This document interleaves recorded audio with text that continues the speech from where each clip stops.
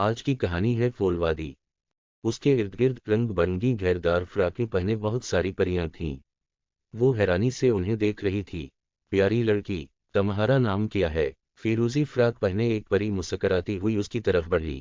میرا نام نوریا ہے، مگر میں یہاں کیسے آئی؟ اس نے اپنا نام بتاتے ہوئے اس پری سے پوچھا۔ ارے واہ، تمہاری طرح تمہارا نام بھی بہت پیارا ہے، چلو مل کر کھیلتے ہیں۔ سرخ فراق پہنے ایک اور پری اس کی طرف بڑھی۔ اس کی دیکھا دیکھی باقی پریاں بھی اس کے قریب آ گئیں۔ 7 سالہ نوریا خود کو اس خوبصورت وادی میں دیکھ کر بہت حیران تھی۔ یہاں چاروں طرف رنگ برنگے پھول ہی پھول تھے۔ اسے بھی پریوں جیسا لباس پہنا دیا گیا۔ اب وہ بھی ان پریوں کی طرح گھیردار سفید رنگ کی فراق پہنے ہوئے تھی۔ اس کی دونوں کلائیوں میں موتیے کے پھولوں کے گجرے بھی آ چکے تھے۔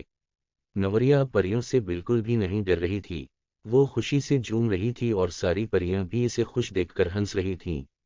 خاموش ہو جاؤ سب، ملکہ پری آ رہی ہیں، ان میں سے ایک پری نے بلند آواز سے سب کو اطلاع دی اور ساری پریاں فوراً ادب سے کھڑی ہو گئیں۔ سفید خوبصورت گھوڑوں کی بگی چاروں طرف سے پھولوں سے سجی ہوئی تھی۔ ملکہ پری بڑی شان سے بگی سے نیچے اتریں۔ ملکہ نے گلابی رنگ کی پوشاک پہن رکھی تھی جو یوں چمک رہی تھی جیسے اس پر تارے جڑے ہوئے ہوں۔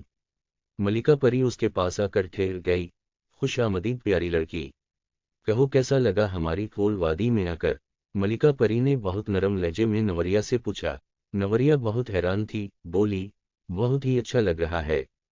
ہماری پھول وادی میں صرف ان بچوں کو لایا جاتا ہے جو سچ بولتے ہیں، بڑوں کا ادب کرتے ہیں، ہر موقع پر نیکی کے کام کرتے ہیں اور جو کبھی کسی کا دل نہیں دکھاتے۔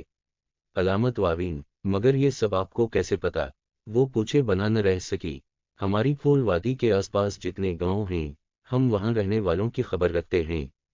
ہم اپنے اصلی روپ میں نہیں بلکہ بھیس بدل کر گاؤں والوں کے سامنے آتے ہیں۔ ملکہ پری نے مسکراتے ہوئے کہا تو نوریا خوشی سے کھل اٹھی اور مسکرانے لگی۔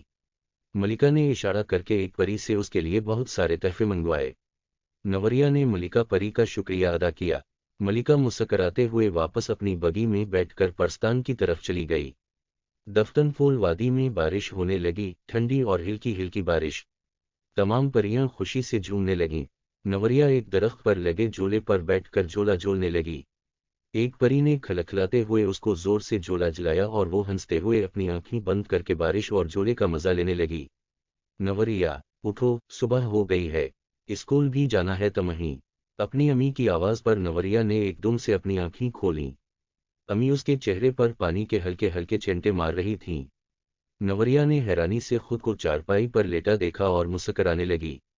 وہ تیار ہو کر اسکول جانے لگی۔ اسکول سے واپس گھر آئی تو ایک بار پھر حیران رہ گئی۔